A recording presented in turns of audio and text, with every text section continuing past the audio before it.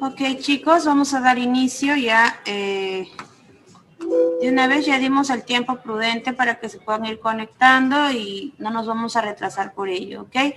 Recalcarles que este tema que esta clase, este tema primeros auxilios, ya es nuestro último tema del módulo 3 y esta se va a desarrollar el día de hoy y el día sábado, ¿ok?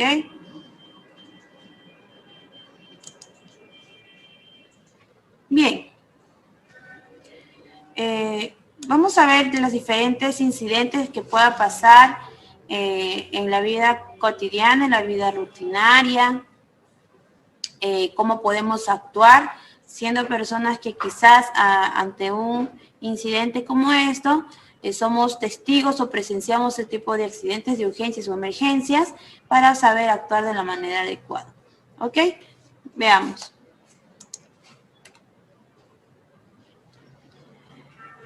Las situaciones, las que van a requerir una atención se van a diferenciar tanto en una urgencia, tanto en una emergencia. ¿Ok? Estas situaciones que van a ser un conjunto de acciones y técnicas que me va a permitir a mí dar una atención inmediata, ya sea un accidentado, una persona que lo necesite, hasta que el personal profesional correspondiente llegue en su auxilio. Y nosotros qué vamos a hacer en esta atención, como se dice su nombre, primeros auxilios, es para que los síntomas o las lesiones que ha tenido esta persona no vayan a empeorarse, ¿ok? Ahora bien, vamos a tener lo que son las urgencias, las emergencias. ¿La urgencia qué va a hacer? La urgencia en sí va a ser una situación que va a vulnerar la salud, que se va a presentar de manera repentina, pero sin embargo no va a estar hablando de intensidad o en cuanto a categorizarlo, sin va a ser una situación que no va a vulnerar exactamente demasiado mucho el riesgo de vida y puede ser atendido o va a requerir de una asistencia médica dentro de un periodo de 2 a 3 horas, ¿ok? Eso vendría a ser una urgencia. Por otro lado, tenemos lo que es el término de emergencia. Esta también va a ser una situación en la cual vulnera la salud y que se presenta repentinamente. Sin embargo, esta va a requerir un tratamiento o una atención de manera inmediata.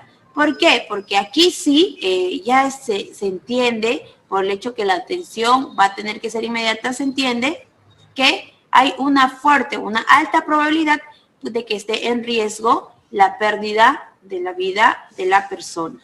¿Ok? Entonces, teniendo estos conceptos bien claros, vamos a pasar a lo siguiente. Ya sabemos lo que es una emergencia, ya sabemos lo que es una urgencia. Ahora, ¿qué será un incidente? A ver. ¿Qué será un incidente? Un incidente va a ser un acto, un suceso, un hecho que no está planeado y obviamente no va a ser deseado, que va a provocar un daño, una lesión o cualquier tipo de daño de manera negativa, ¿ok? O otra incidencia negativa. Esto es lo que se define como un incidente, ¿correcto? Perdón, un accidente. Un incidente va a ser aquel suceso que se va a desarrollar de una manera imprevista, pero que a diferencia del accidente, no tiene muchas ocasiones por qué generar algún daño en la persona, ¿no? Entonces, un accidente es aquel que sí o sí va a generar o va a desencadenar algún daño o lesión de manera negativa, ya es de manera negativa, ya está implícito en la palabra cuando hablamos daño, lesión, o que va a alterar el desarrollo normal de la persona. Un incidente vendría a ser también un suceso, como les mencionaba, que va a desarrollarse de manera imprevista, ¿ok? Pero esta no tiene por qué ocasionar daño alguno en la persona. ¿Qué vendría a ser una negligencia? ¿Ok? ¿Qué vendría a ser una negligencia? Una negligencia es esa situación donde no se presta una atención adecuada y, ¿por qué sucede esto? Porque muchas veces no se conoce la técnica adecuada, no se conoce lo que está sucediendo, la patología, la fisiopatología, o no se está capacitado el personal que lo está atendiendo.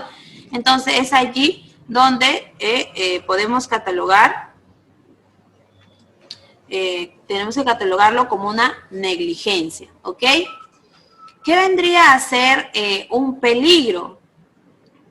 Un peligro es aquella situación, aquella condición o que se encuentra en un contexto que puede causar lesión o generar una enfermedad, algún daño o alguna paralización de algún proceso, ¿ok? Ahora, ¿qué vendría a ser un riesgo? Esta va a ser la combinación, ya sea de la probabilidad y la consecuencia de no controlar el peligro, ¿ok? Entonces aquí tenemos un breve ejemplo que podría ser, ¿qué es un peligro? Peligro es aquel, podríamos decir, un piso resbaloso vendría a catalogarse como un peligro. ¿Y cuál sería el riesgo que se va a producir? O sea, hay que ver cómo está definido riesgo, ¿ok? Va a ser la combinación de la probabilidad y la consecuencia de no controlar dicho peligro. Entonces, si el peligro viene a ser un piso resbaloso, ¿cuál vendría a ser el riesgo? La probabilidad de que alguien pueda sufrir o se pueda generar una fractura, ¿ok? ¿Vamos bien hasta ahí, chicos?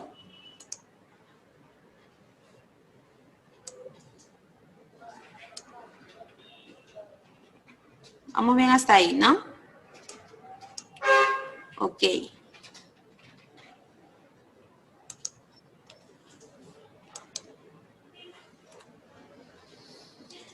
Estos son los posibles escenarios que podríamos nosotros visualizar en la vida cotidiana, a lo largo, en cualquier contexto, ¿no? Un atragantamiento, una luxación de un hueso, una fractura,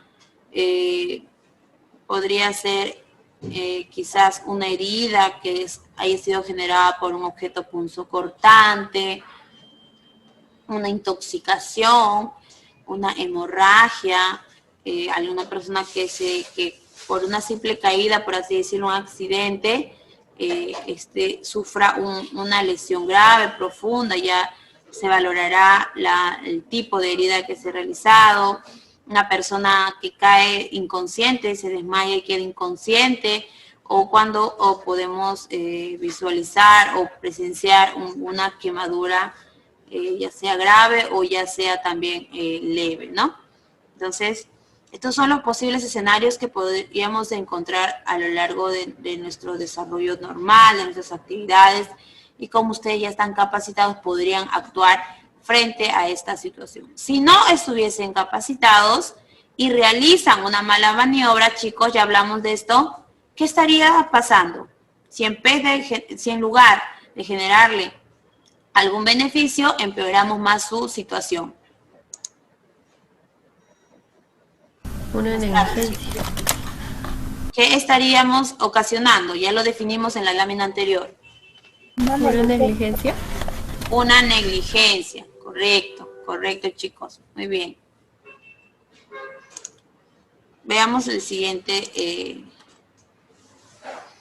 Entonces, cuando hablamos a rasgos generales, podríamos decir que si nosotros estamos presenciando a un herido o que ha sufrido un accidente o algo, pues nosotros, primero, en la imagen no se va a observar, en la lámina, perdón, pero primero que nosotros debemos asegurar el lugar donde vamos a actuar para poner a salvo tanto a la persona herida y también al que va a ayudar, o sea, nosotros, ¿ok? Entonces podemos observar nuestro entorno y que sea seguro. Entorno seguro, entonces puedo ayudar a la persona. Entonces, tenemos que mover a la persona en caso sea necesario y también siempre de manera adecuada. Lo vamos a ver más adelante, cómo es que debemos movilizar a una persona, qué cuidados debemos tener, así no se visualice. Siempre hay que suponer que el paciente está muy grave para no generarle un daño adicional, ¿ok? Una vez que ya hemos hecho ello, siempre vamos a solicitar ayuda. Por favor, sus audios, chicos. Yo los he dejado con los audios prendidos. ¿Por qué? Porque la clase pasada, si no me equivoco, silencié todos los audios y luego querían, yo me cortaba muchas veces. ¿Por qué? Porque muchos de sus compañeros querían participar y había un pequeño pérdida de minutos ahí que entre quienes querían participar, activar sus audios. Entonces, lo he dejado así simplemente, pero por favor ustedes sí silencienlos, por favor. ¿Ok? Continuamos. Luego que ya hemos solicitado ayuda, vamos a nosotros vigilar o vamos a valorar la respiración del paciente. Y posterior a ello, de manera simultánea, vamos a constatar que haya pulso en el paciente. ¿Ok? Entonces, vigilamos que haya respiración y pulso y también vamos a valorar el estado de conciencia de la persona. ¿Ok? Entonces, ¿qué se hace en estas situaciones? ¿No? Ahí vamos a ver la lana. Ok, ¿qué debemos de hacer? Como les mencionaba, número 1, vamos a identificar, observar si existe algún riesgo en el entorno y que de eso incluso puede estar dependiendo nuestra seguridad, nuestra vida, también como de la persona que está accidentada, ¿ok? O que necesita de nuestra ayuda. Entonces, primero que vamos a observar de manera panorámica todo nuestro alrededor para asegurarnos que estamos en un entorno seguro, ¿ok? Detectamos algún olor en caso haya una fuga de algún químico o gas, entonces también debemos de cuidarnos de ello, ¿ok? Ahora, en segundo lugar, vamos a solicitar ayuda.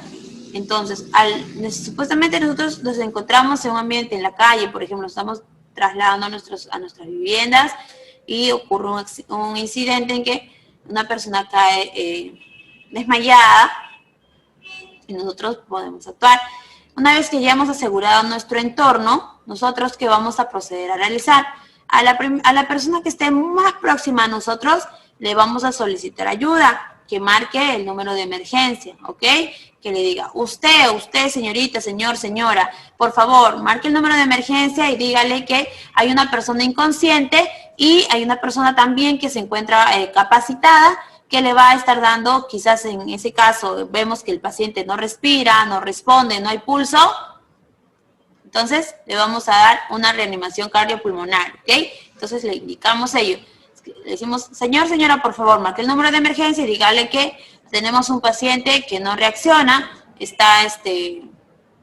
no hay pulso, no hay respiración y se va a proceder a realizar el RCP. Hasta nosotros, una vez iniciado, vamos adelantando un poquito, una vez iniciado el RCP, no vamos a parar hasta que llegue la ayuda, que llegue la ambulancia, que llegue el personal capacitado para brindarle un mayor, una reanimación mucho más eficaz, ¿ok? Ahora, tenemos también el paso 3, que si el escenario es inseguro, la persona que va a apoyar, el examinador, debe protegerse hasta que el escenario haya sido asegurado, ¿ok? Por ejemplo, ahí dice que quizás hay una fuga de gas, que no solo es observar. Nosotros decimos, bueno, aparentemente el lugar se encuentra seguro y aquí se le va a ayudar a esta persona que lo necesita. Sin embargo, no hemos hecho una valoración completa usando todos nuestros sentidos, no solo la vista, sino el olfato, el tacto, ¿ok? Entonces, vamos a, una vez que usemos todos nuestros sentidos, vamos a detectar que no estamos en un lugar seguro en caso fuese o pasase que hay una fuga de gas, ¿ok?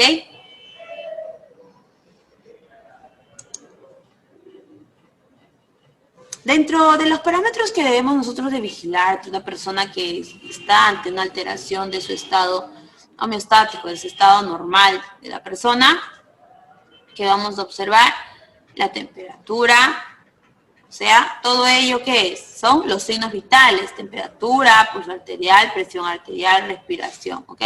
sería frecuencia cardíaca, la frecuencia respiratoria, la presión arterial y la temperatura, ¿ok? Entonces siempre vamos a valorar estos signos vitales, su propio nombre lo dice, es de vital importancia. Ahora, ¿dónde podemos palpar los pulsos arteriales? ¿Cuáles serían los puntos de presión en las arteriales?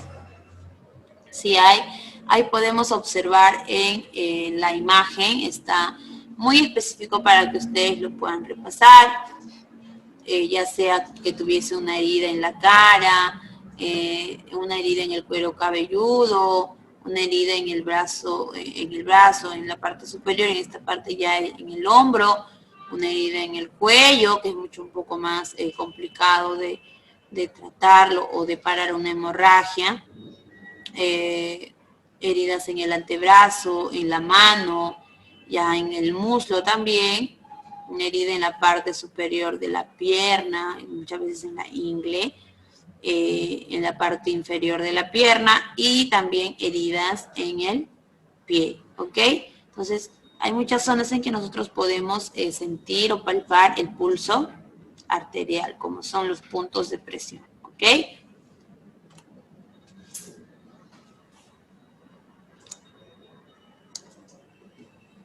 ¿Qué decíamos? Que siempre hay que recordar, ¿correcto? Que en primeros auxilios se suele medir la temperatura en la axila. Entonces podemos, según sus alteraciones, puede ser un paciente que no hay una alteración, que no muchas veces suele suceder ya que necesita la ayuda, puede ser normotérmico, donde sus parámetros o valores normales en cuanto a temperatura son normales. Pero, sin embargo, las alteraciones tanto de elevación de temperatura o de depresión de la temperatura, tenemos a la hipertermia, que es una temperatura mayor a 41-42 grados. Y hay que tener bastante cuidado aquí porque a medida que va aumentando el tiempo que se encuentra bajo esta temperatura, pues ya puede generar lesiones cerebrales en el paciente, ¿ok? Por otro lado tenemos la hipotermia, cuando la temperatura es demasiado baja. Y esta también es muy peligrosa, cuando está debajo de los 34.5 grados. Esta ya puede ser prácticamente, de por sí es muy baja y peligrosa. Imagínense que puede ser debajo del 31 grados, esto ya es mortal, ¿ok, chicos? Entonces siempre hay que tener, eso por ello es muy importante para saber catalogar en qué estado de temperatura se encuentra, es uno de los signos vitales importantes, ¿ok?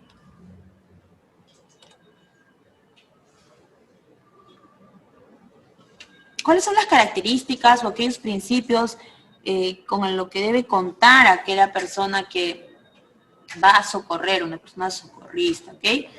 Siempre mantener la serenidad para actuar con rapidez, para que pueda hacer su trabajo de manera eficiente y eficaz. Debe asegurarse esta persona de que no existan más peligros, examinar detenidamente al accidentado. Este se va a dividir, ya vamos a ver más adelante, evaluación primaria, evaluación secundaria. Entonces, tiene que tener bastante cuidado en el manejo del accidentado y no se le puede movilizar hasta que se le estabilice, ¿ok? Dándole la tranquilidad necesaria del caso, mantenerlo en estados normales de temperatura, debemos de acostarlo a la persona de postura lateral de seguridad cuando sea necesario, cuando el paciente está inconsciente, ¿ok? Siempre brindarle, o ya una vez que nosotros hemos socorrido a la persona, pues que se le brinde, procura que se le brinde una atención médica lo antes posible.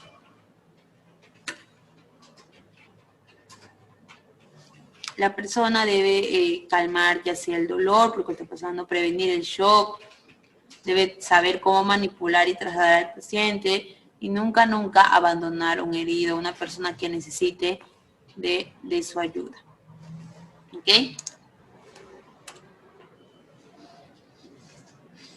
Bueno, estos son los protocolos de seguridad. Más que nada es para que podamos diferenciar que existe una evaluación primaria, una evaluación secundaria. ¿Ok? Entonces, vamos a ver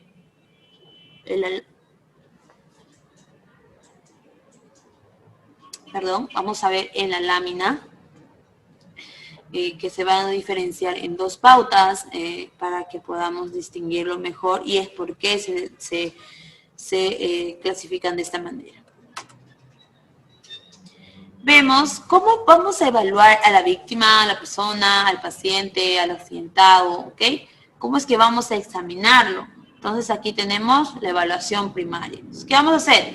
Comprobar si está consciente, comprobar si hay respiración, comprobar si hay pulso y luego vamos a buscar si hay posibles hemorragias, ¿ok?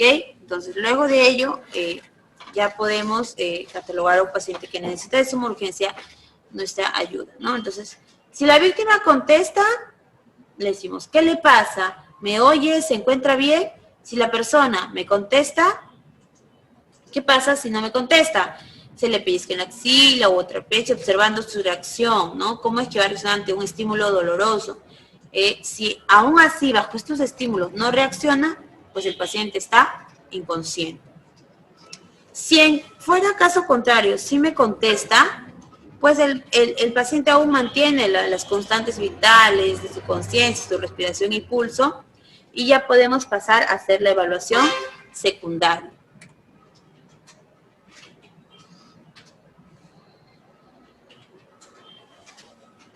En la evaluación primaria vamos a tener la situación de la escena, vamos a valorar la escena. ¿Qué sucedió realmente? Vamos a averiguar en cuanto a la cinemática cómo se dio el accidente en este caso, cuántos pacientes hay involucrados en dicho incidente, dicho accidente, qué edades tienen las personas, qué recursos adicionales van a ser necesarios y cómo serán transportados los pacientes, ¿ok? Todo eso ya engloba o va dentro de una correcta evaluación primaria, ¿ok?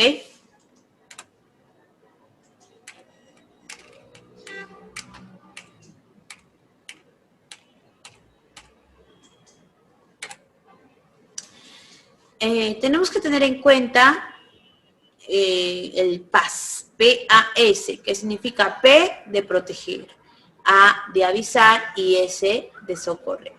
En términos mucho más simples, lo que veníamos conversando en adelante, ¿no?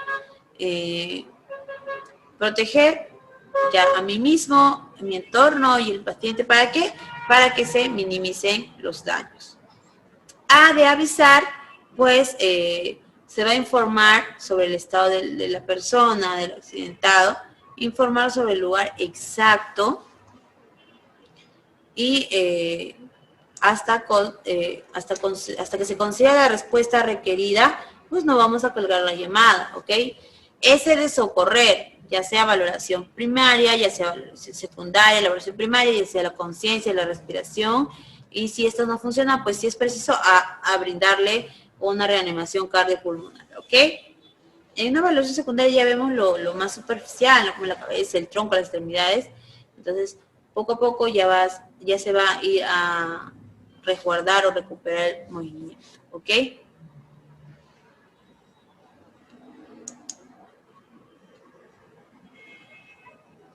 Ahora, veamos en cuanto a la toma de decisiones, ¿ok?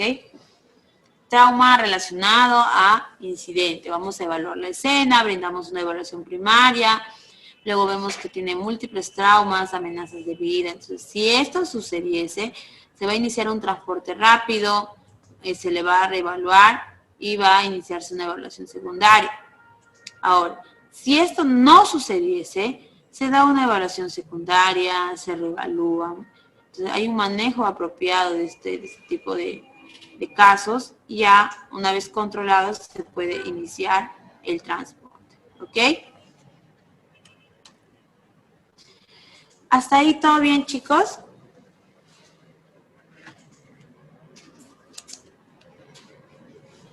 Sí, licenciada.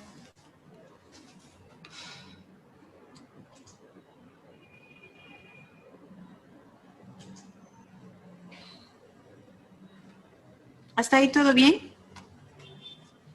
Ok. Sí, licenciada. Ok, gracias.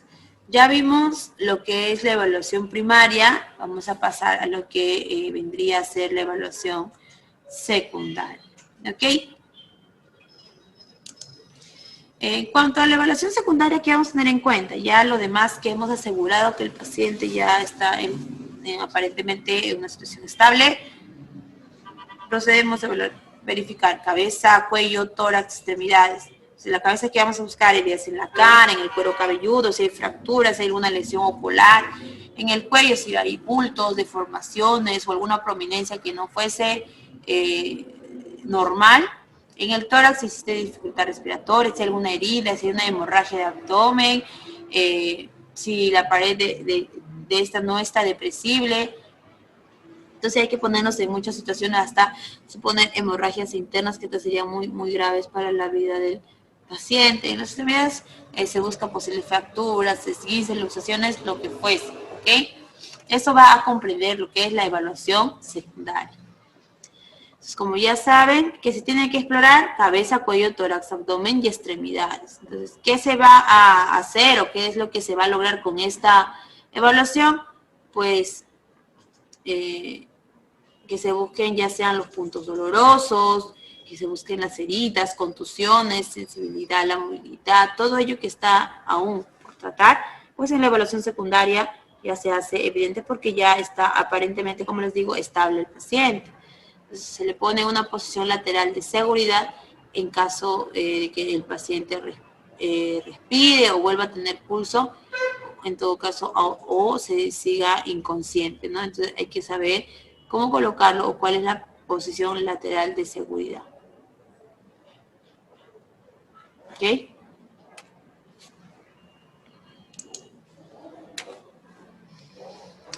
Entonces, cuando ya hemos asegurado nuestro entorno, vamos a solicitar ayuda. Entonces aquí tenemos los números del central de emergencias 116 o el SAMO 106. Entonces siempre tener en cuenta, si digamos esa persona que le vamos a solicitar que nos apoye y no sabe dónde llamar, cómo llamar, qué número marcar, pues le dice, señor, por favor, marque el 116, que es la central de emergencias, o en todo caso el 106, que es la red de ambulancias SAMO, ¿ok?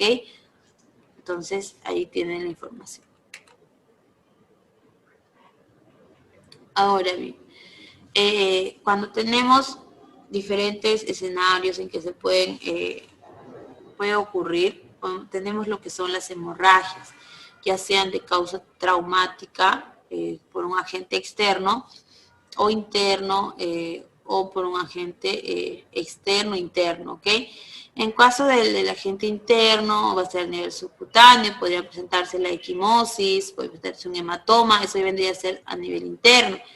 A nivel externo podemos tener la rotura de las capilares, las venas, arterias, ¿ok? Entonces hay que tener en cuenta mucho estos términos, ya sea internos o externos. Tipos de hemorragias. ¿Cómo vamos a identificar qué tipo de hemorragia es para saber actuar? Si es una hemorragia de tipo arterial, la salida va a ser intermitente, un rojo rutilante, un rojo brillante, ¿ok? Si fuese una hemorragia a nivel venoso, pues la salida va a ser continua, el color un rojo medio oscuro, ¿no? No tanto, sino un poco a diferencia o al contrario que pasó en la anterior imagen. Cuanto a capilares, hay cuando se trata de una hemorragia a nivel capilar, estos vasitos ya son mucho más pequeños, pues también va a ejercer o va a haber una salida en este caso de heridas de muy poca cantidad, ¿ok? ¿Qué se va a hacer en estos casos? Pues se le va a brindar presión directa sobre la herida, ¿ok? Entonces eso es lo que nosotros vamos a ir detallando más adelante.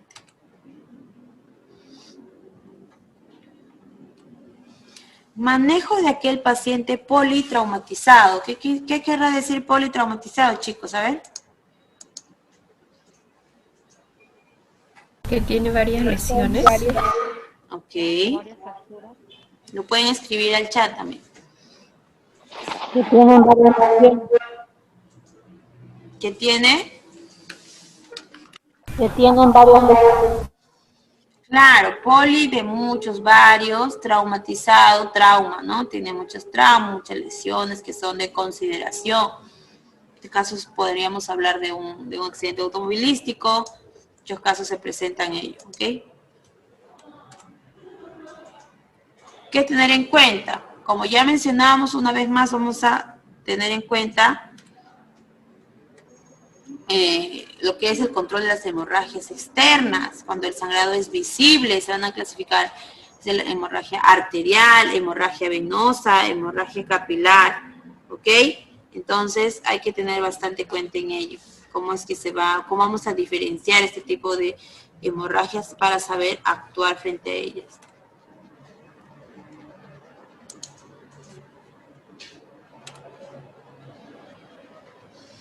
¿Cuál vendría a ser el primer paso? La presión directa, ¿ok? Se va a aplicar una presión directa sobre la herida con un apósito limpio. Este va a decir que este está limpio, ¿ok? En caso la hemorragia sea tanta que el primer apósito que colocamos ya no va, ya va a estar muy humedecido por la misma sangre. Entonces lo retiramos y ponemos otro, no. Encima nada más colocamos otro apósito más.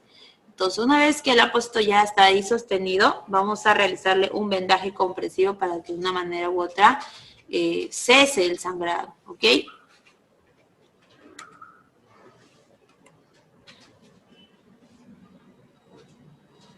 Perdón. Ya habíamos visto el primer paso, ¿no? Ahora vayamos al siguiente. ¿Cómo vendría a ser? Ya hemos clasificado la herida, ya identificamos dónde está la hemorragia, ya le pusimos apósito, hasta ya lo vendamos con un tipo de vendaje compresivo para que el paciente esté sumamente seguro. Que adicional a ello, pues le vamos a hacer elevar el miembro afectado, ¿ok? Por ello que se va a elevar esa zona, como vemos en las imágenes, ¿ok?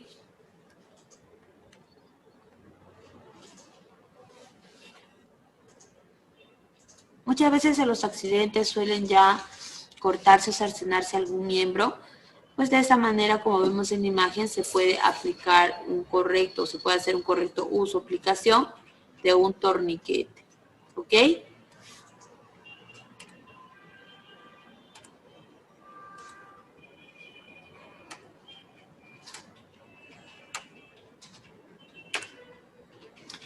¿Cuáles son las precauciones que debemos tener al colocar o al hacer uso del torniquete, el muy conocido torniquete? No hay que aplicarlo por graves consecuencias que produce, salvo ya sea una amputación, como vimos en el anterior, ¿no? Porque al ser tan compresiva el torniquete, podemos cortar la circulación de su dispositivo, ¿ok? Ahora, no vamos a aplicar ni nada que queme o alguna solución, ninguno. No se usa ninguna sustancia sobre la herida. Chicos, tenemos las hemorragias nasales, ¿ok?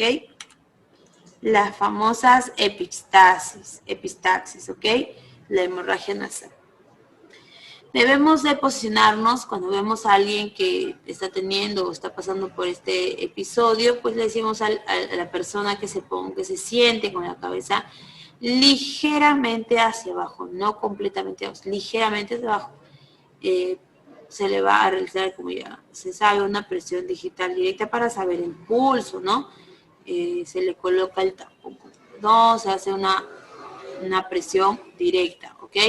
Sin embargo, hay que tener en cuenta no mirar hacia arriba, como la mayoría lo hace. Uy, le está saliendo sangre, arriba, mira arriba. Entonces, muchas veces es mucho más conveniente o es conveniente que se realice esta maniobra cuando vemos una hemorragia nasal, ¿ok? Cuando vemos heridas sangrantes importantes, antes de pasar a ello, hasta aquí, ¿todo bien, chicos? Sí, licenciado. Sí, licenciado. Ok, entonces hasta el momento no hay ninguna pregunta. Quisiera pedirles unos minutitos, por favor. Ahorita voy a apagar el audio unos minutitos, un par de minutitos nada más. Ahorita vuelvo, por favor.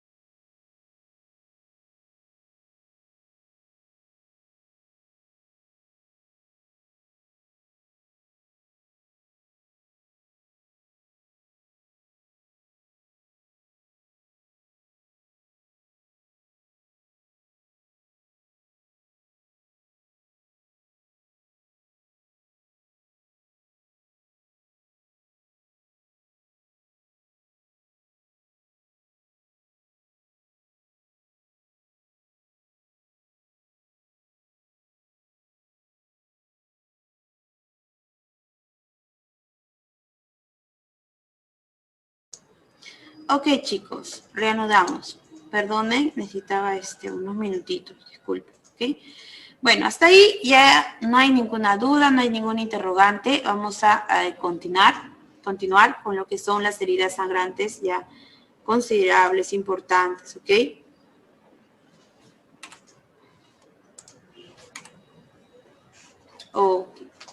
¿Cómo vamos a detener una hemorragia? Pues realizando un vendaje compresivo. Aquí a detallar que no es lo mismo realizar este tipo de vendaje con poder realizar un torniquete. ¿Qué decíamos del torniquete? Siempre y cuando, ¿qué se va a realizar, chicos? Haya una amputación de miembro. Claro, y en caso el vendaje compresivo no esté funcionando, ¿por qué? Porque ya el torniquete es una etapa o una técnica en el que ya podríamos cortar la circulación, de hecho se hace. Entonces, para ello es muy importante valorar cómo está en cuanto al estado del paciente, el tipo de hemorragia que está teniendo, ¿ok? Muy bien, chicos. Entonces, se realiza un vendaje compresivo y se procede a elevar el miembro, ¿ok? Una vez que se eleva el miembro, ¿por qué? Porque si lo tenemos en una posición normal, anatómicamente normal, pues esta va a seguir su recorrido, hablando de la sangre, va a seguir su recorrido. Entonces, no estaríamos favoreciendo a que disminuya la hemorragia en este caso, ¿ok? Ahora, cuando hablamos de una hemorragia capilar o venosa, pues la compresión puede ser local, ya sea por un apósito de gasa, ¿no? Entonces, ahí es un poco más fácil de poderlo manejar. Cuando el herido, el paciente, la persona está tendido, vamos a conocer los puntos de presión. ¿Para qué? Para que podamos de una u otra manera contrarrestar esta hemorragia, ¿ok? Tenemos en el cuello, en la clavícula, en el brazo, en la ingle y en la parte superior de los muslos, ¿ok? Donde están pasando un torrente, una luz, la luz de la vena, o arteria que podemos observar de mayor calibre, y al hacer presión estaríamos disminuyendo así que haya una hemorragia mucho más profusa, ¿ok? Entonces se le realiza una compresión digital sobre esta arteria y entre la zona hemorrágica y el corazón, ya que de corazón parten todas estas, ¿no? Entonces hay que ubicar esos puntos para saber exactamente dónde hacer la compresión digital para poder colaborar, ayudar al paciente, ¿correcto? Ahora, acá en las imágenes, acá otra vez vuelvo a decir, volvemos para que no se olviden, chicos, ¿ya? Se usa el torniquete solo en las partes anteriores de los miembros, como último recurso, como última medida, si todos los métodos anteriores han fallado, ¿ok? Solo en ese caso podemos usarlo, chicos, se vayan a olvidar, ¿ok? Entonces, ahí tenemos los puntos en que se puede aplicar los muslos, el brazo, ¿no? Pero siempre en cuando estemos cumpliendo esta regla en el cual, ¿no? Cuando ya todos aquellos métodos hayan fallado y el paciente lo necesite urgentemente, ¿ok? Como es en este caso, hay que usar el torniquete simplemente como última medida en caso de que el sangrado no cese y la situación se ponga, va a poner a la persona el peligro en cuanto a su vida. Entonces ahí es únicamente donde vamos a utilizar el torniquete, chicos. ¿Ok?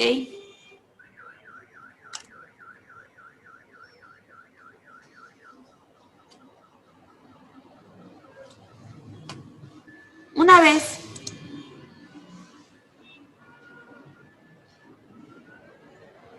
ok, cada qué tiempo se retira el torniquete. Si partimos bajo la premisa de que no es que el torniquete se va a ir retirando, sino que cuál es la función del torniquete, cuál es el hecho en sí del torniquete.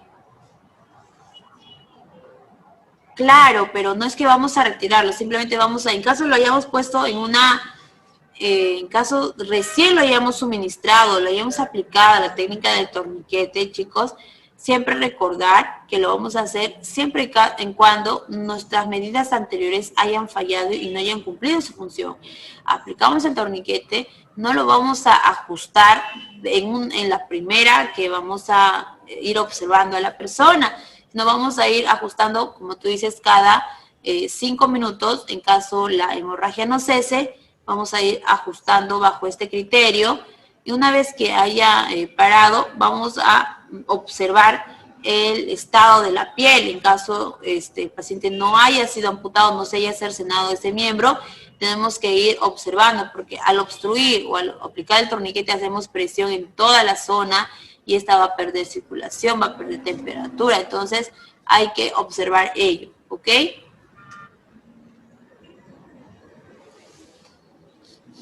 ¿Ok? ¿Respondida tu conjetura? Ok.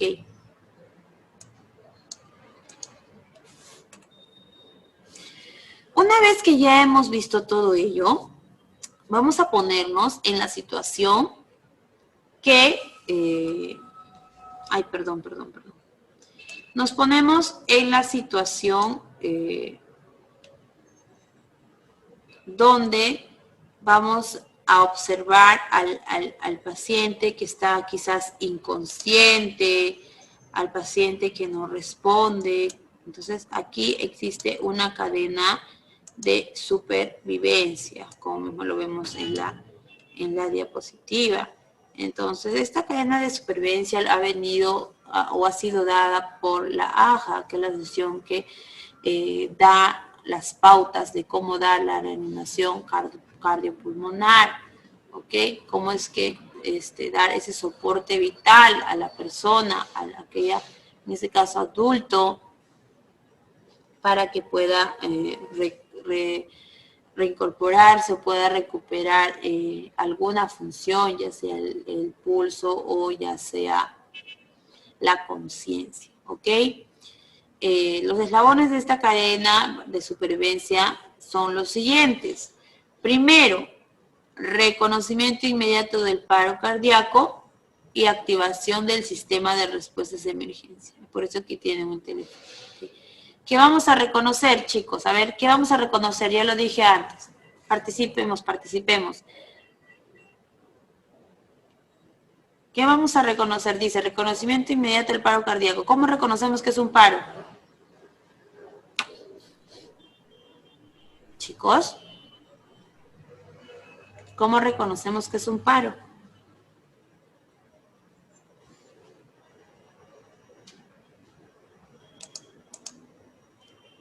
Ya, muy bien, Carla. No hay pulso. ¿Qué más?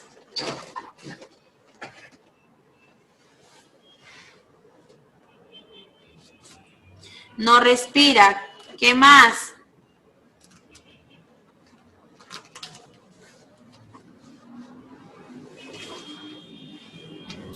Le falta el aire. Está inconsciente. Exacto. Si el paciente, muy bien, no sé quién dijo, no hay pulso, no respira, está inconsciente. Entonces, ¿qué le vamos a decir al señor? ¿Qué le vamos a mover, no? Lo vemos y dice, señor, ¿se encuentra bien? ¿Se encuentra usted bien? Entonces, no hay respuesta. Entonces, rápidamente procedemos a ¿qué? Vigilar el pulso. No hay pulso. Vigilamos la respiración. No hay respiración. ¿Qué inmediatamente hacemos? Decimos, el paciente se encuentra en paro y activamos el sistema de emergencias. ¿Cómo? A la primera persona, ¿qué le decimos? Que llame a la central de emergencia. Llama a la central de emergencia. ¿Qué más? Simplemente que llame a central de emergencia. ¿Qué más le decimos? El lugar donde está ubicado la persona y que se encuentra con un personal capacitado. ¿Ya? Ok, muy bien. Si decimos, señor, por favor, llame al central de emergencias, dígale que hay un paciente que no responde, no respira, está inconsciente, que hay un personal que se le va a dar, que se le está iniciando un RCP. Entonces, una vez que inicie, se le brinda toda la información. ¿Nosotros qué? Empezamos o iniciamos a brindarle la reanimación cardiopulmonar, iniciamos el RCP en las compresiones torácicas. Una vez, ¿hasta cuándo nosotros tendríamos que seguir dando el RCP? ¿Alguien me puede decir? ¿Hasta qué momento? Hasta que reaccione el paciente o llegue el servicio de emergencia. Correcto, hasta que reaccione el paciente o hasta que llegue la emergencia, la ambulancia. Muy bien, muy bien. Entonces, una vez que ya, digamos, ya llegó, imaginemos que aún seguimos dando RCP, no vamos a parar ni un solo segundo hasta que haya el cambio con el personal de la ambulancia. Estos, al ver que no hay reacción, pues van a utilizar un desfibrilador, ¿ok? Entonces se le hace la desfibrilación rápida y luego se le da un soporte vital avanzado, se lo lleva y luego, como último eslabón, tenemos al cuidado o post-paro, ¿ok? Entonces, chicos, repasemos. Ven, estamos caminando en la calle, chicos, y ¿qué sucede? Una persona se desmaya, de la nada se cae al piso. ¿Nosotros qué? ¿Qué realizamos? ¿Qué hacemos? Brindarle los primeros auxilios. Ya. El RCP está dentro de primeros auxilios. ¿Qué hacemos, chicos? Ahí está el plaje. Identificamos el lugar. Exacto. Verlo si está consciente. Tocamos si tiene los signos vitales. Claro, entonces, ¿qué hacíamos primero? Reconocimiento inmediato, chicos. Nos tenemos que asegurar nosotros y a la persona que está desplomada en el piso. ¿Qué hacemos? Aseguramos nuestro entorno, chicos. Estaba en la primera diapositiva. Una vez que ya tenemos el entorno asegurado, hasta que no me lo digan todos, escena segura, decimos, procedemos a ¿qué? Dejar el área. Empezamos a preguntar, señor, ¿se encuentra usted bien? No hay respuesta. Si no hay respuesta, ¿qué procedemos a hacer? La reanimación. Vamos a hacer el RCP. Antes de dar el RCP. Exacto, verificamos los signos. Pulso, tocamos Respiración. Exacto. No hay. ¿Qué hacemos? Respiración. No respira. No respira, no hay pulso. ¿Qué hacemos? Iniciamos el RCP. Antes de iniciar el RCP, ¿qué estaba, chicos? Pedimos a una persona que llame a la central de emergencia. Exacto. La activación del sistema. Ambulancia. Llame a la ambulancia. Necesitamos la ambulancia. Que llamen a la ambulancia, que llame el número de emergencia indicando que hay un personal que le está brindando los primeros auxilios. Exacto. Muy bien, chicos. Luego, una vez ya se está activando eso, a la par que ya estamos iniciando el RCP, Ya iniciamos el RCP, ¿ok? Compresiones Luego, torácicas. ¿hasta dónde? ¿Hasta qué momento nosotros vamos a estar dándole las compresiones?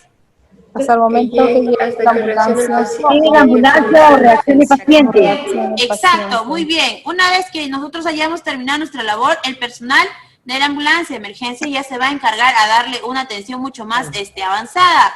En todo caso, se le puede dar una desfibrilación rápida y luego ya se le brinda un soporte vital avanzado efectivo, se lo lleva a la unidad correspondiente y posteriormente, como último eslabón, tenemos los cuidados posparo cardíaco, ¿no? Yo quiero, que se acuerden muy bien de lo que estamos viendo en primero, reconocimiento de ver cómo está nuestra escena, asegurarnos, ¿no? Escena segura, luego activamos el sistema de respuesta de emergencia, luego recién vamos a dar, esto va a ser, ahorita por temas que estamos trabajando así, la teoría, digo lento, luego recién les hago este pequeño impasse, pero en el momento es sumamente rápido, veo, aseguro escena segura, veo que no estoy en peligro yo, que soy el reanimador, no está en peligro yo, la persona que va a ser reanimada, el paciente. Decimos, escena segura, por favor, usted, el que se encuentre más cercano, por favor, actíveme el sistema de emergencia, llámame a la ambulancia o al SAMU para que pueda activarlo. Usted le dice que la persona está inconsciente, no hay pulso, no respira, se le va a brindar una reanimación RCP precoz, ¿ok? Y nosotros iniciamos a dar las compresiones, ¿ok? Entonces, eso que lo tengan bastante en claro. Ahora, en un soporte vital, ¿qué es lo que se debe y qué es lo que no se debe hacer cuando se está brindando una RCP de alta calidad en un adulto? Entonces, en lo verde está lo que se debe de realizar, en lo rojo lo que no se debe, ¿ok? ¿Qué debe realizar el reanimador? Las compresiones torácicas con una frecuencia de 100 a 120 compresiones por minuto. ¿Cómo debe ser la profundidad de las compresiones? Una mínima de 5 centímetros. Permitir una descompresión torácica completa después de cada compresión. Esto lleva un ritmo. El RCP lleva un ritmo, tiene una técnica. Entonces, no muy rápido porque no estamos comprimiendo el tórax. Y tenemos que dejar que vuelva al estado inicial para proceder. Y así sucesivamente. Entonces, las pausas entre compresión y compresión debe ser mínima. No debe haber muchas pausas porque no estaría siendo efectivo el RCP. ¿Ok? Luego, se va a evaluar también un reanimador que debe hacer, dar una ventilación adecuada. 2 ventilaciones luego de cada 30 compresiones. ¿Ok? Y así se va a realizar cada ventilación durante 1 segundo y asegurándose que se produce una elevación torácica. Si se produce una adecuada ventilación, ¿qué debemos ver? Que se eleve el tórax. Esto está asegurándonos que está entrando el aire y estamos realizando una ventilación adecuada. ¿Ok? ¿Qué es lo que no debe de hacer un reanimador? Comprimir con una frecuencia menor a 100. Ya está establecido que es de 100 a 120 compresiones por minuto. No se debe hacer menor a los 100 ni tampoco mayor a los 120. ¿Ok? Cuando se comprime con una profundidad mínima, entonces se ve inefectivo el RCP. O cuando se hace con una superior, que podríamos estar fracturándole algún hueso. Entonces, tiene que hacerse de manera adecuada. Hay que apoyarse en el pecho entre las compresiones, y luego vamos a ver cómo es que se debe realizar. No se debe interrumpir las compresiones durante más de 10 segundos, pues aquí ya se hace inefectivo la reanimación cardiopulmonar. ¿Ok? Muchas veces se proporciona demasiada ventilación y no en la profundidad o en cuanto al grado de fuerza adecuado, pues también hace inefectivo la reanimación cardiopulmonar. ¿Ok? Chicos, ¿hasta ahí todo bien? Sí, licenciada. Ok, chicos, un breve repaso más. ¿Qué decíamos? Estamos caminando y vemos una persona que cae. Luego voy a llamar por lista porque aquí está bien que me participen, quiero hacerlo individualmente también porque todos lo tienen que saber, chicos. ¿Ah? A ver, todos a ver. ¿Qué hacemos primero? Una persona cae desplomada al piso y nosotros somos personal capacitado. ¿Qué vamos a realizar? Reconocimiento del lugar. Luego llamar a la emergencia para indicando que estás con un personal capacitado. Ok. Empezar el RPC hasta esperar de que el paciente reaccione o que llegue la ambulancia. Ok, de ahí ya se le brinda el soporte vital avanzado y paro cardíaco, ya. Pero ¿cómo sé cuáles son los signos que me van a indicar que el paciente está en paro, chicos? Tengo que ver el pulso y si ves que ¿Está inconsciente? Claro, no hay pulso y no hay. ¿Qué no hay? Su signo vital. Respiración, exacto, chicos. ¿Cómo sé que es un paro? El paciente no presenta pulso, el paciente no está respirando. Y al momento del llamado, que es el primero, chicos, por favor, no se olviden. Preguntas de examen, de aquí, la mayoría de examen, ¿ah? Siempre. Señor, ¿usted se encuentra bien? No hay respuesta. ¿Procedo a qué? Observar. Entorno seguro. Estoy en una zona segura. Empiezo. Le toco el pulso. No hay pulso. Me fijo la respiración. No hay respiración. ¿Qué procedo a hacer? Activo mi sistema de respuesta.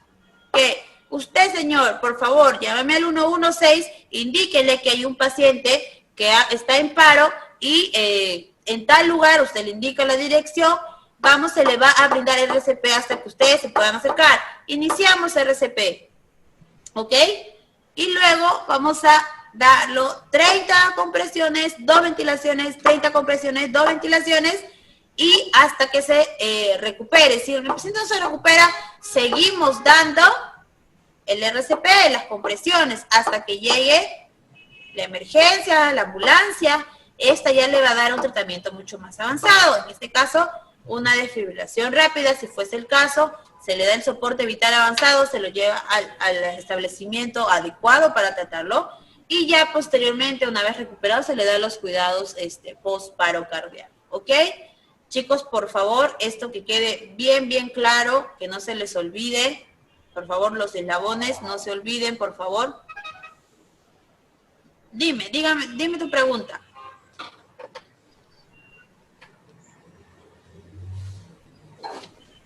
Te leo, no sé, HP.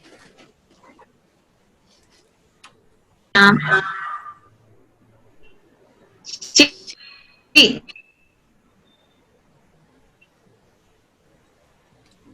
No te escucho. Si no, escríbelo al chat. ¿Me escucha? Sí, ahora sí. Ya. Okay. Rosario Mori, apaga tu cámara. Ok, quería manifestarle si la persona que va a tener un paro cardíaco... No te escucho. Una persona que va a tener un paro cardíaco.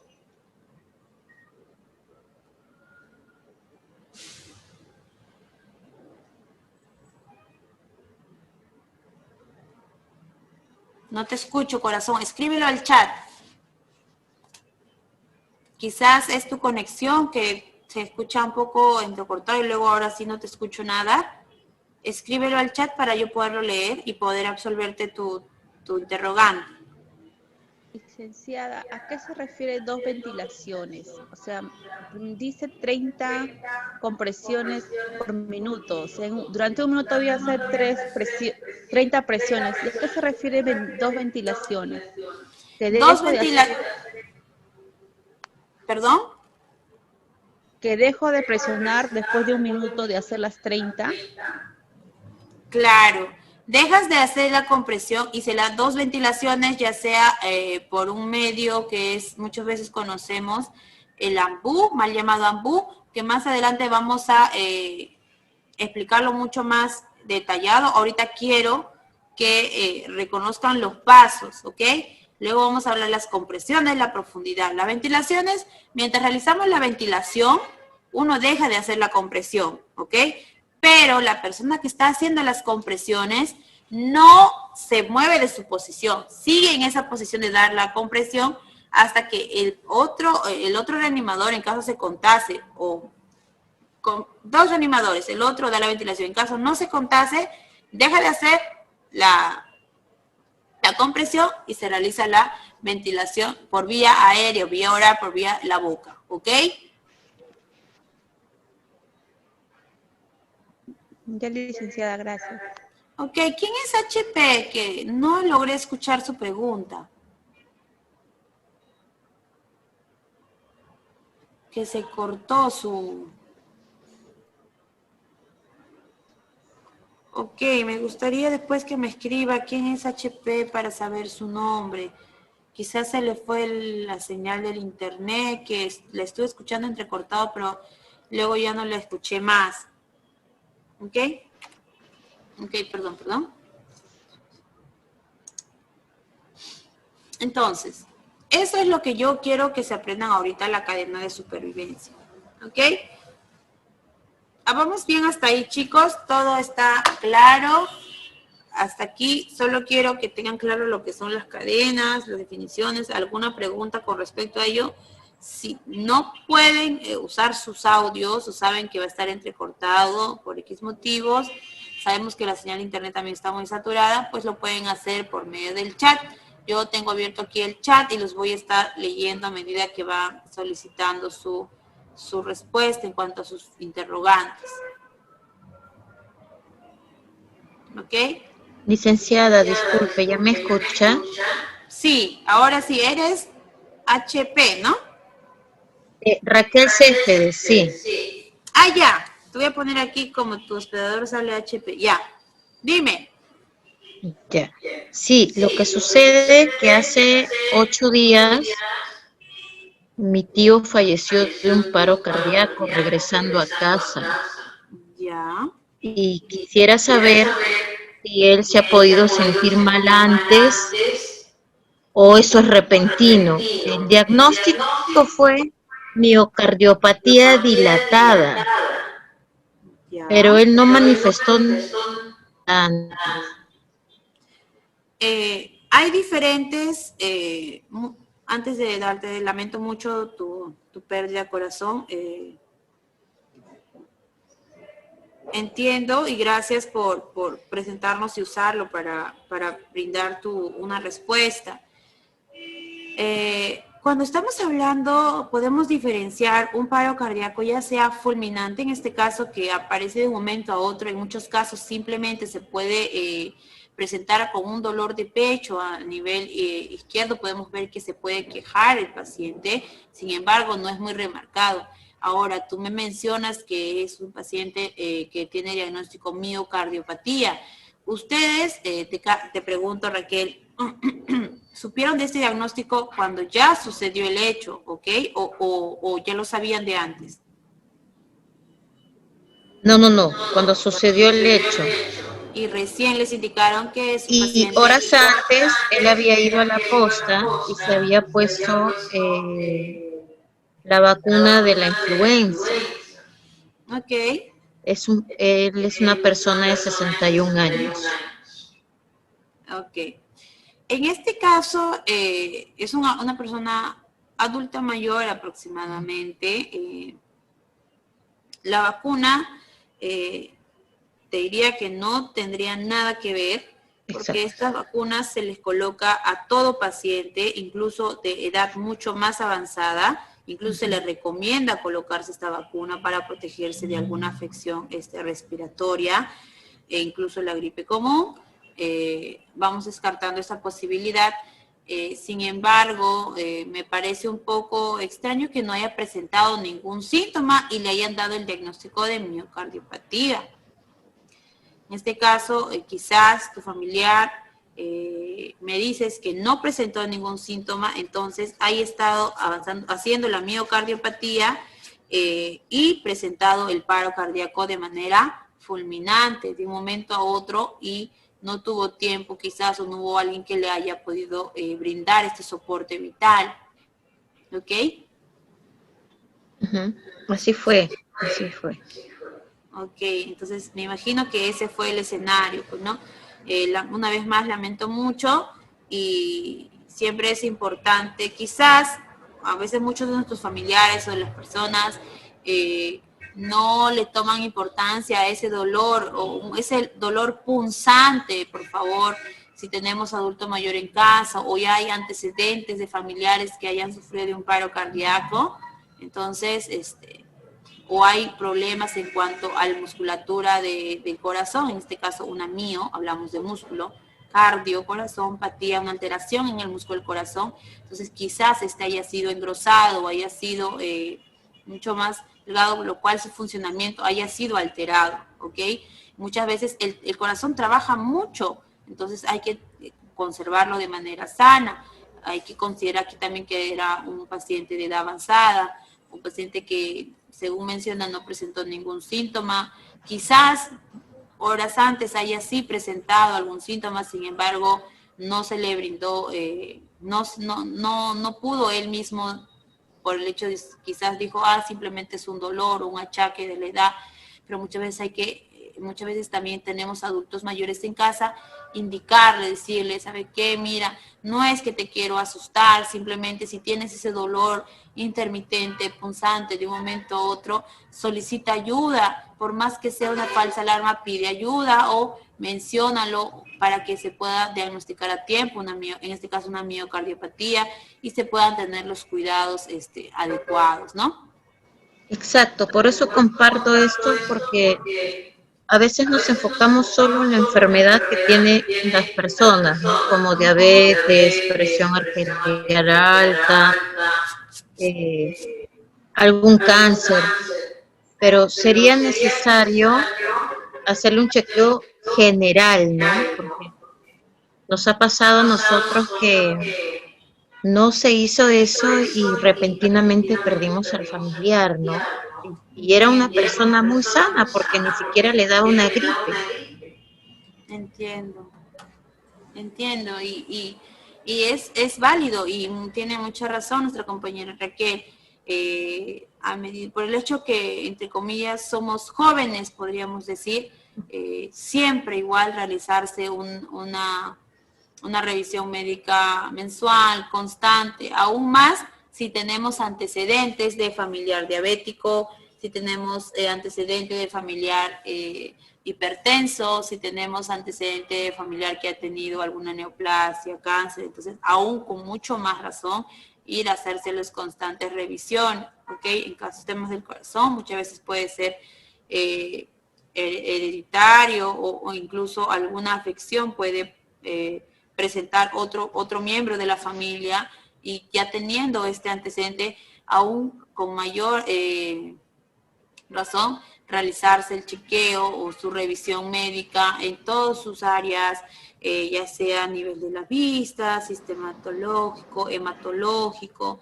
Entonces, tener la ciencia cierta cómo estamos progresando y si se puede, muchas veces en estas revisiones se puede detectar una anomalía a tiempo y vencer dicha enfermedad o tratar la enfermedad y llevarlo sin que nos afecte en la vida diaria. ¿Ok?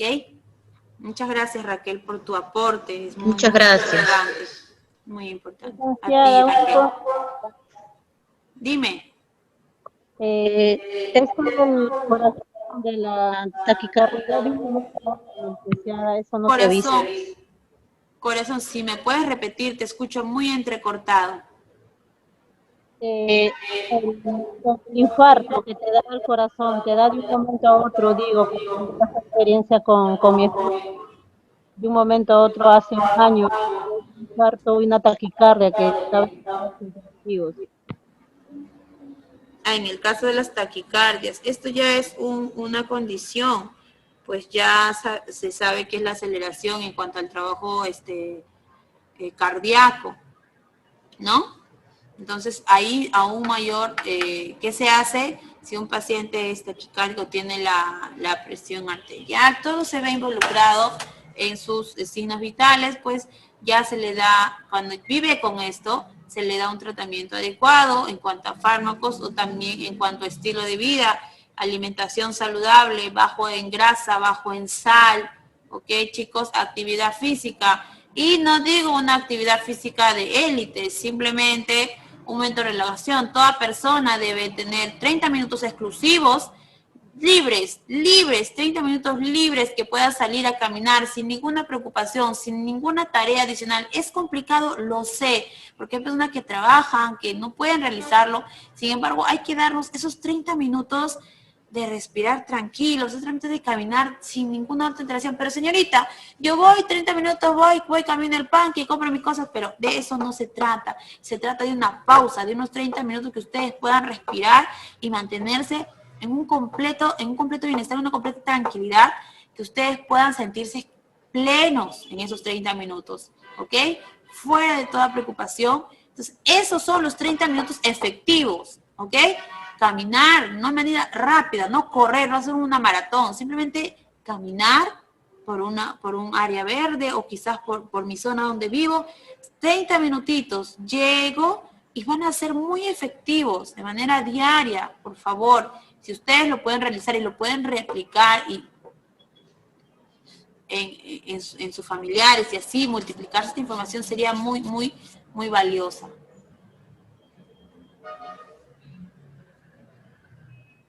Dice Rosa Martínez, si el paciente debido al accidente tiene fracturas en las costillas y no tiene pulso ni respira, también se le hace RCP. ¿Qué hablábamos? Gracias, Rosa. ¿Qué hablábamos cuando decíamos, acá está, atención primaria? ¿Se acuerdan?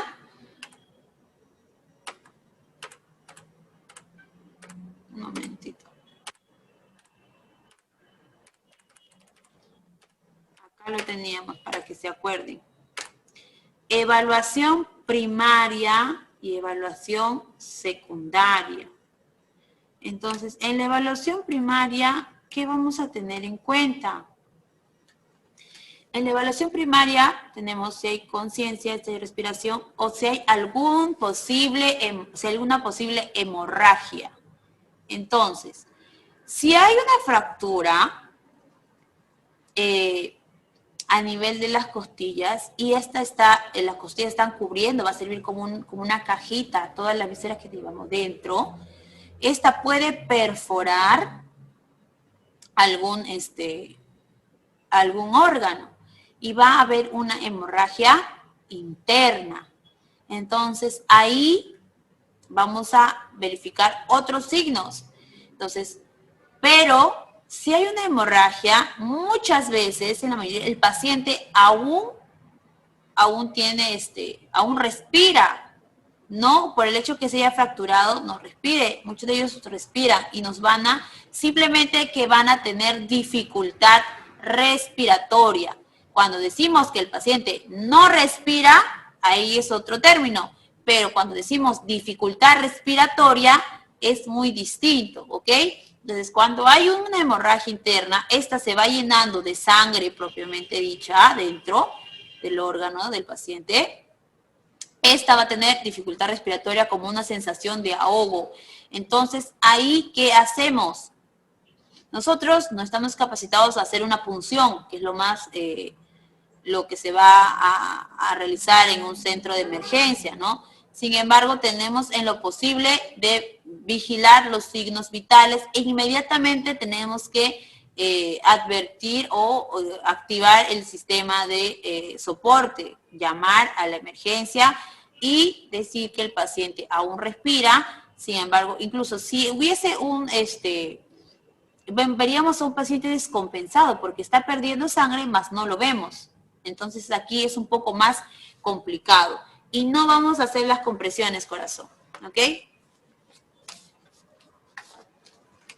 Entonces, aquí estaríamos entrando a tallar mucho más complicado porque a simple vista nosotros no diríamos, si el paciente está llenándose de sangre por dentro, el paciente va a estar como que haciendo un pequeño silbido en cuanto a su respiración y se va a sentir agitado porque ya la capacidad de su tórax está llenándose. Entonces, ahí vamos a ver a un paciente descompensado con dificultad respiratoria. Entonces, hay que diferenciar dificultad respiratoria y cuando el paciente no respira.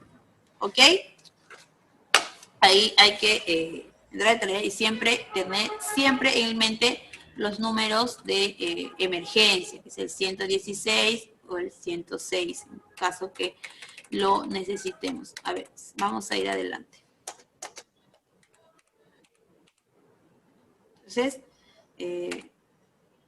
lo que veíamos, ¿no? Ya acá vendría a ser la evaluación secundaria. Vemos la cabeza y otra, acá vemos, central de emergencias 116 o la ambulancia SAMU es 106, ¿ok? No se olvide. Entonces ya habíamos visto esto. Gracias, Rosa, por tu pregunta. Ya vimos las hemorragias nasales, las compresiones, la presión digital. Entonces estábamos viendo la cadena de supervivencia, ¿no? Y lo que debe y no debe hacerse en una reanimación cardiopulmonar. Entonces, chicos, hasta aquí, ¿vamos bien? ¿Tienen otra pregunta?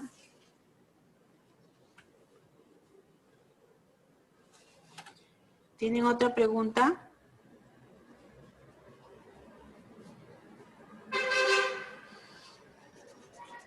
Ok, entonces continuamos.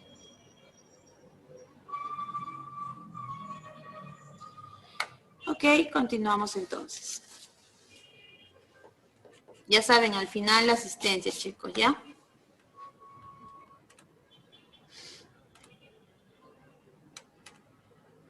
Aquí vemos ya el algoritmo del RCP, cómo es que se va a ir dando esto.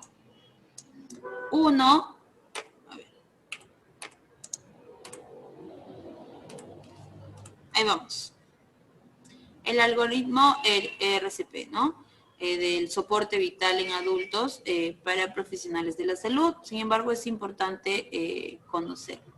Si el paciente, vamos a hacer acá el repaso, chicos, no responde, no respira, está boqueando, está jadeando, ¿cómo vendríamos a identificar cuando un paciente boquea? ¿Alguien me podría decir?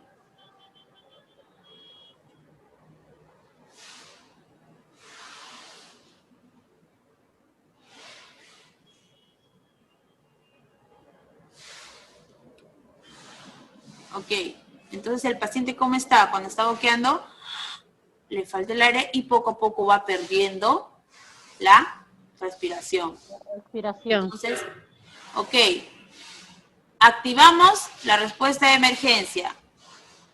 Luego, ¿qué? Comprobamos pulso. Comprobamos. ¿Qué más comprobamos? ¿Solo pulso? Hay que complementar aquí el algoritmo. Respiración. Si está consciente. Claro. Entonces, Si responde, no responde, nada. ¿Qué decíamos? Aquí falta algo. Vamos complementando con la lámina anterior. ¿Qué decíamos? Teníamos que asegurar El área. el área, la zona. Tenemos que tener una zona del área. Claro, muy bien. Una zona segura. De ahí llamar a emergencia y informar que hay con un personal capacitado. Exacto. E inmediatamente realizar ambulancia y le puede dar un mejor servicio. Ok, muy bien, chicos. Se comprime rápido y fuerte con un ritmo. Esto lleva un ritmo en el cual uno debe respetarlo, porque estamos haciendo una compresión a nivel del tórax y si bien es cierto, esto tiene que volver a su estado y seguir. Comprimimos, vuelve, comprimimos, vuelve, así 30 veces. Luego damos 2 ventilaciones, perdón, y ya hasta que venga el personal de ambulancia, ¿no? Ahí vemos en la imagen que estamos observando al paciente que está inconsciente, ¿no? Al mismo personal que está pidiendo apoyo, que está pidiendo ayuda. ¿Qué hacemos? Comprobamos el pulso. También la respiración, chicos. E iniciamos el RCP. Miren cómo está posicionada la persona. Incluso ahí tienen una flecha. Cómo está posicionada aquí el personal que está dando el RCP, ¿no? Está perpendicular al área donde está dando el RCP.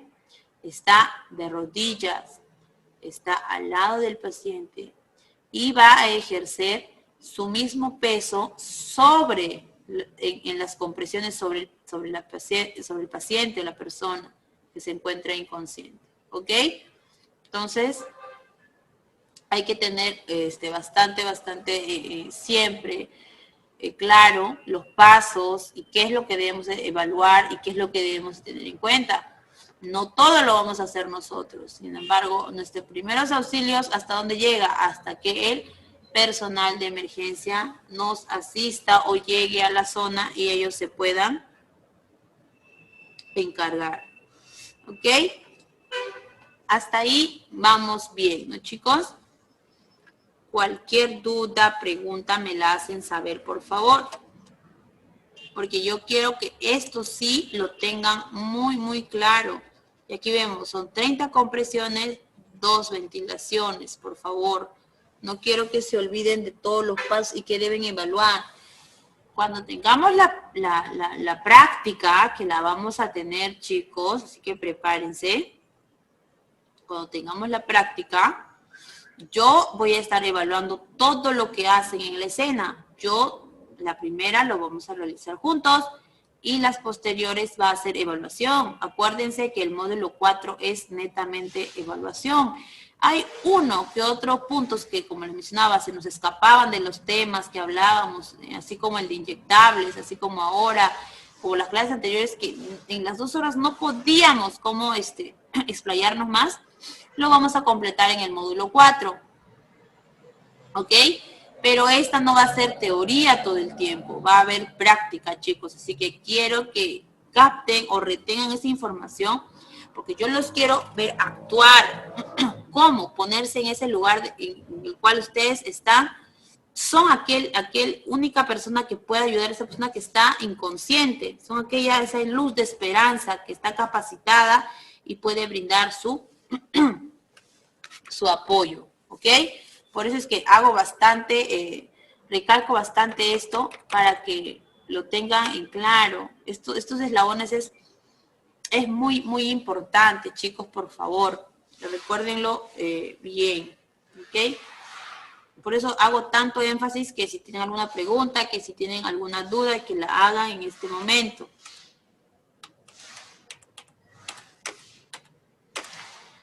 Ok, entonces, estos son los pasos a seguir.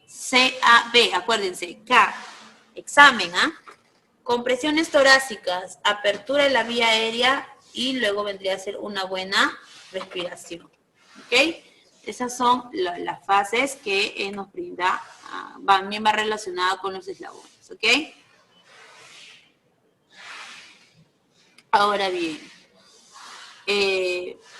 miren cómo está haciendo, quiero que observen las imágenes, cómo se está dando las ventilaciones, si estará bien cómo lo está dando, cuál es la técnica que se debe usar al dar una ventilación, cómo está cogiendo el paciente. Entonces hay que ver todo eso, ¿ok?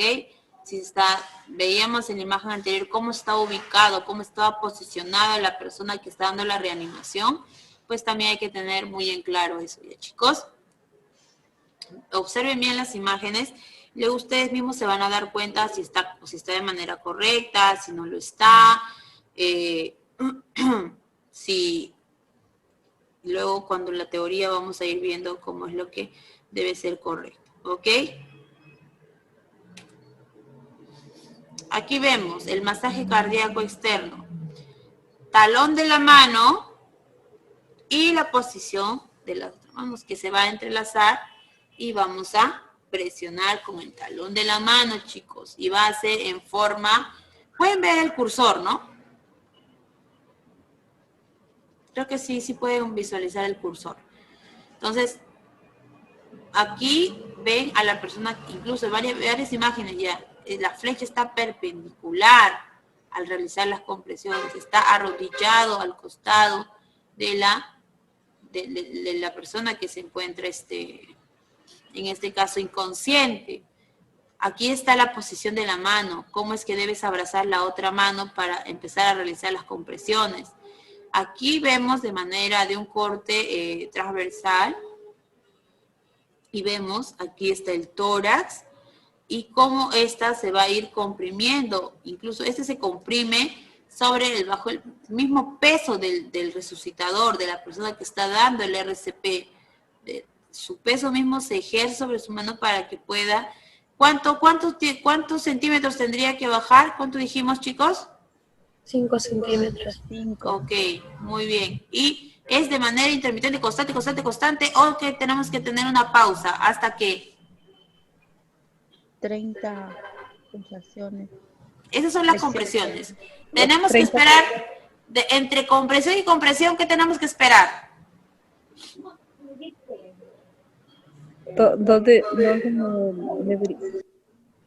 Entre compresión y compresión, ¿qué debemos de esperar? Lo dijimos. Dar un espacio, licenciada, un espacio de tiempo. Ya, pero este tiempo no va a ser prolongado. ¿Qué debemos de visualizar? Que haya un retorno, porque nosotros estamos haciendo una compresión. Entonces, al realizar la compresión, tiene un ritmo, un ciclo. Si nosotros presionamos algo, imaginemos un globo, presionamos y ¿qué? Vuelve a su estado, ¿verdad? Vuelve a su estado inicial. Pues lo mismo va a suceder aquí en las compresiones. Se presiona, vuelve a su estado, presionamos, vuelve a su estado y así las 30 compresiones. ¿Chicos? Muy bien, licenciada. Ok, entonces eso ténganlo bastante claro, porque esto no es de manera, y presiona. ¿En qué momento retorna? Ahí es donde podemos ocasionar una fractura. ¿Ok, chicos? Sí, licenciada, es que ya no le damos tiempo para que retorna. Exacto. Muy bien, chicos. Sigamos entonces.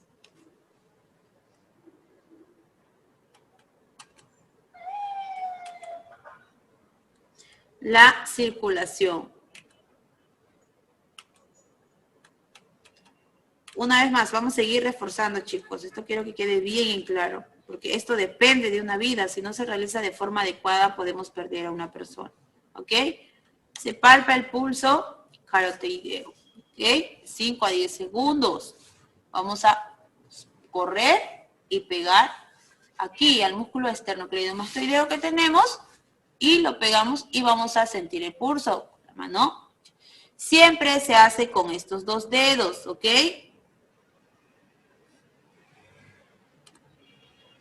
Si no hay pulso, se inicia la compresión. Aquí hay que agregar, si no hay pulso y...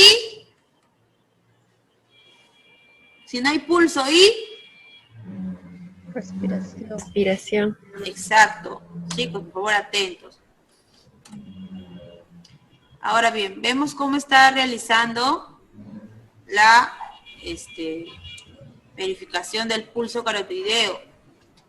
Licenciada, disculpe, y en caso de que posiblemente el accidentado tenga una lesión a nivel cervical, ¿cómo haríamos la maniobra para poder traccionar su cabeza hacia atrás y brindarle la respiración?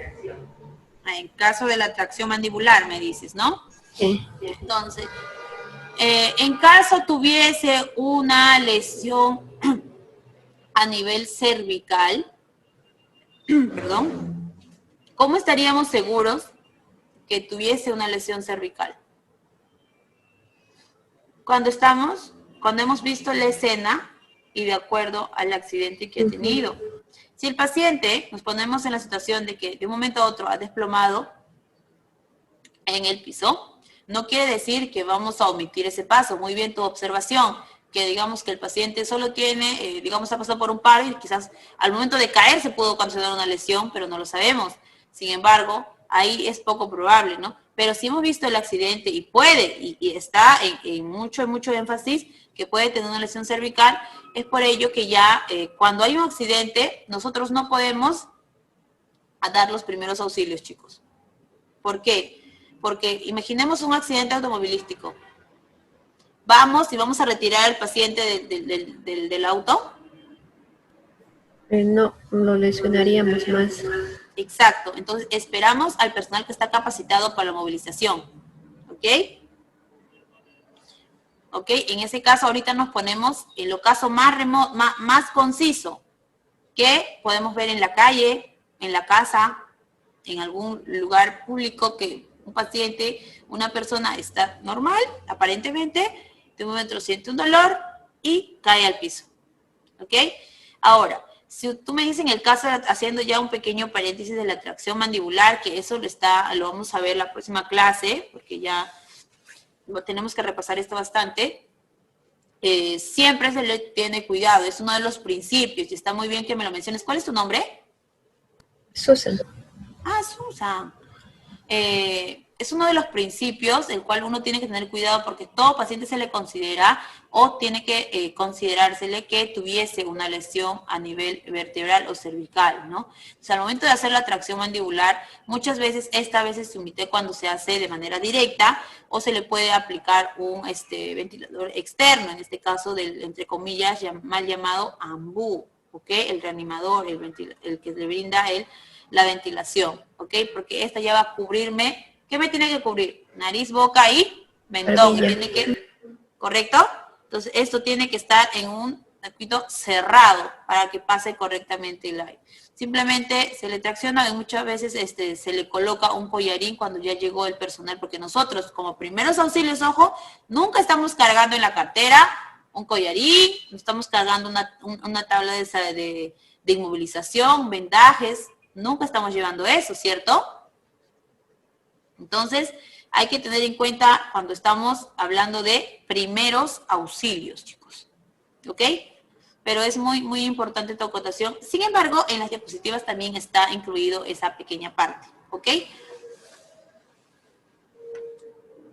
Ok, Susan. Gracias por tu acotación en este caso. Ahí está. Seguimos. Si bien es cierto, aquí incluso con mayor razón vemos que lo está traccionando, que está haciendo un repliegue hacia atrás. Es para tener mayor visibilidad y pulso al momento de tomar el pulso carotídeo, ¿ok? Aquí veníamos a ver la tracción mandibular, la maniobra frente-mentón.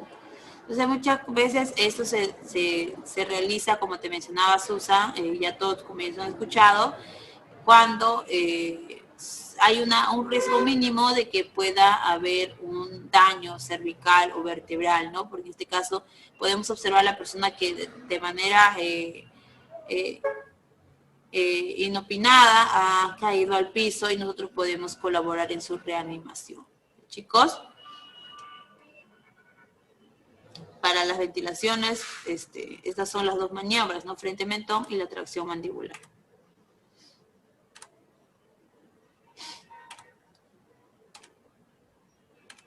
¿Cómo ubicamos la zona de compresión? ¿Cómo ubicamos la zona de compresión torácica, chicos?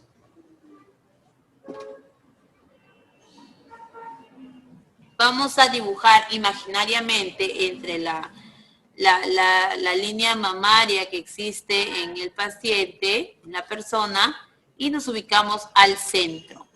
Imaginariamente la línea intermamaria y lo presionamos en el medio y es ahí justo donde vamos a realizar las compresiones. ¿Ok, chicos?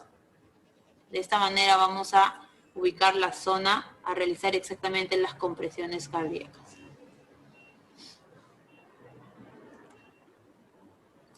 Otra vez, C. Aquí ya tenemos ubicada la zona, la persona está ubicada correctamente. ¿Cuáles son las características de la persona que va a dar el RCP, chicos? ¿Cómo tiene que estar? En un ángulo perpendicular a la persona. Claro, sus brazos. Arrodillado. Arrodillado. Ok, ¿qué más?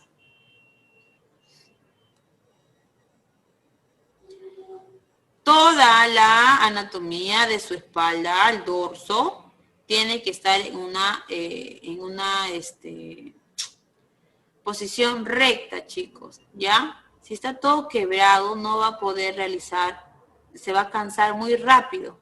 Y lo que se quiere es que las compresiones sean efectivas. Posiblemente va a iniciar con mucha fuerza y luego, por la posición en que se encuentra, va a cansarse, se va a agotar y las siguientes compresiones van a ser muy débiles. Cosas que Los hace... brazos en espalda recta. Claro, los brazos tienen que estar en ángulo recto, de forma perpendicular a la zona que ya se ha ubicado. Aquí veíamos cómo ubicábamos la zona, ¿no? Aquí está. Trazábamos una línea imaginaria entre la región intermamilar, ubicamos el centro de esta y iniciamos con las compresiones, ¿ok? Y ahí se encuentra la persona ubicada adecuadamente, sus brazos y sus hombros tienen que estar de manera perpendicular al paciente, a la zona en donde se va a ejercer la presión para las compresiones torácicas y posterior a ello iniciar con la presión. ¿Sería importante que cuente? Sí. ¿Sería importante que cuente? Sí, licenciada. ¿Por qué sería importante? Porque deben ser 30 pulsaciones. Porque tiene que llevar el control de cuántas compresiones está realizando para luego brindar la ventilación. Imaginemos, pongámonos en la situación, todos saben esto. ¿Por qué es necesario que cuente? Muchas veces cuando hacemos la práctica dicen, pero ¿por qué tenemos que contar en voz alta? 1, 2, 3, 4, hasta los 30. 2 ventilaciones y volvemos. 1, 2, hasta los 30. Porque cuando estamos en una situación, en un ambiente, en un entorno, quizás en la calle misma, ustedes creen que un paciente se desploma y tú te acercas a dar, se van a alejar, te van a dar espacio, y la gente se va a quedar calladita ahí, diciendo, no, denle espacio a la persona y no te van a aturdir. Entonces muchas veces es muy importante que nosotros, si vamos a dar esta reanimación, mantener la tranquilidad del caso, por favor, porque muchas veces la coyuntura, las personas hace que también nosotros aceleremos nuestro ritmo y ya estaríamos perdiendo también la efectividad de una RCP eficiente. Dime, Carla, ¿cuál es tu pregunta?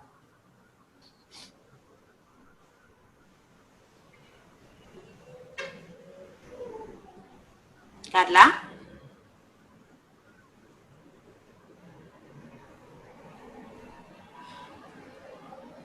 No, corazón.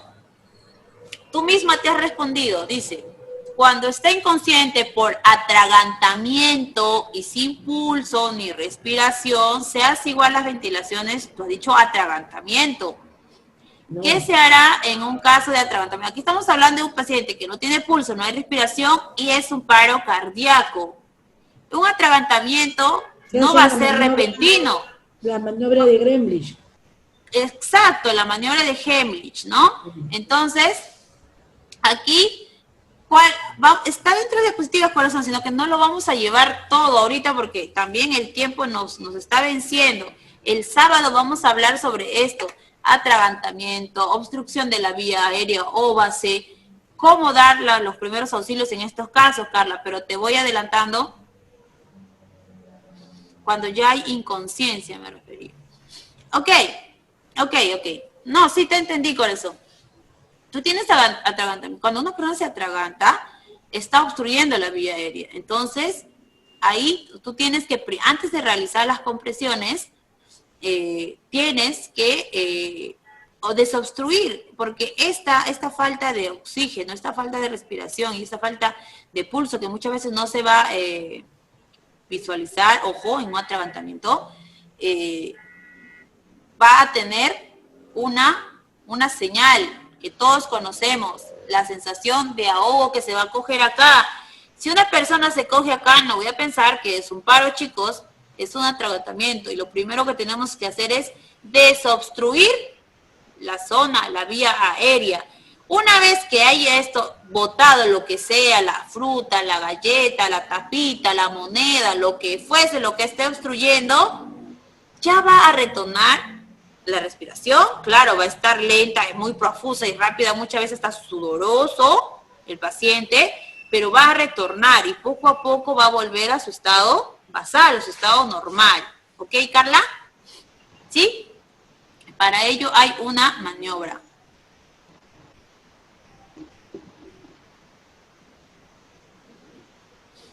Ok, Carla, no te preocupes. Juana, a ver, primero, felicitas. No te preocupes, corazón, tú sabes que por la plataforma se te brindan los PPTs. Sin embargo, esta clase aún se va a continuar el sábado. Y también, se les brinda la clase grabada. Entonces, no se preocupen por eso, ustedes pueden, que van a tener acceso a ello. Juana Kichis, ¿qué me dices? El atragantamiento es distinto. Mi hermano falleció hace un mes por atragantamiento y se asfixió. Estaba solo sus orejas moradas y su lengua morada. Ok. Es que es claro que muchas veces no se le ha dado un primer auxilio, ¿ves? Lo que estamos hablando ahorita, adecuado, o no han sabido identificar o lo han tratado de manera distinta. Lo que deben de hacer es observar, nunca meter la mano, porque vamos a ahondar más el objeto que está dentro, obstruyendo la vía aérea. Entonces siempre debemos de aplicar la maniobra de Heimlich, que va a ser explicada en la próxima clase, chicos. Ahorita quiero que se vean. Sin embargo, es muy importante que estén atentos y muy bien que me haya tanto Carla, tanto ahorita que nos están exponiendo sus casos en cuanto a lo que respecta a atragantamiento, ¿ya, chicos? Entonces, muchas veces quizás no han visto esta sesión o la persona que estaba a su alrededor no les supieron dar los primeros auxilios y por ello pasó o tuvo un desenlace fatal. Lamento mucho en tu caso por el tema de tu hermano, Juana Kichis, de verdad, y muchas gracias por exponer tu tema o tu caso particular a manera en la clase, porque es un tema muy, muy personal y de verdad se agradece mucho que tengan la confianza de poder,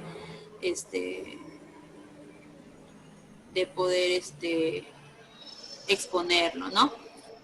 Entonces, en ese caso, hay que tener mucho en cuenta cómo realizar la maniobra de Heimlich. Rocío Bautista, ¿así desmayado se puede hacer la maniobra de Heimlich?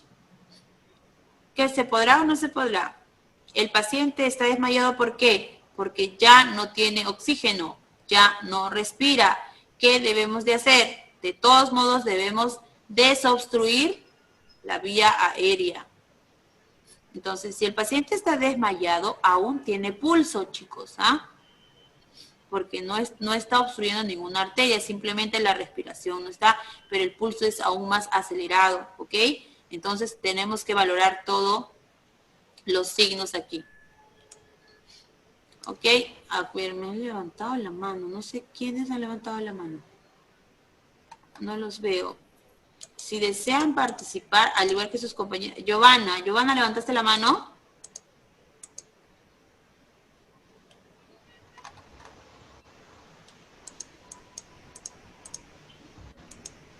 Giovanna, ¿levantaste la mano? ¿Deseas hacer algún comentario? O por acá, por el chat los puedo leer. Bueno, los voy a estar esperando, ¿ok? En ese caso, como les mencionaba, es muy, muy importante. Uy, Giovanna, te entiendo. Si puedes escribir cuál es ¿cuál es tu duda? ¿Cuál es tu pregunta? ¿Cuál es el motivo por el cual usaste la opción de levantar la mano?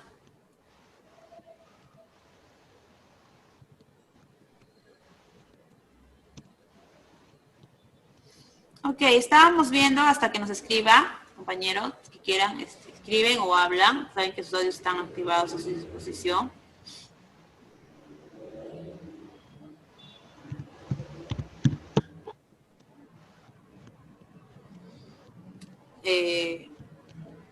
Vamos haciendo un recordaris para ya estar llamando a la asistencia, chicos. No se olviden, este tema continúa porque es amplio. Si se han podido dar cuenta, esta diapositiva, no sé en qué número vamos. La 38 creo, ¿no?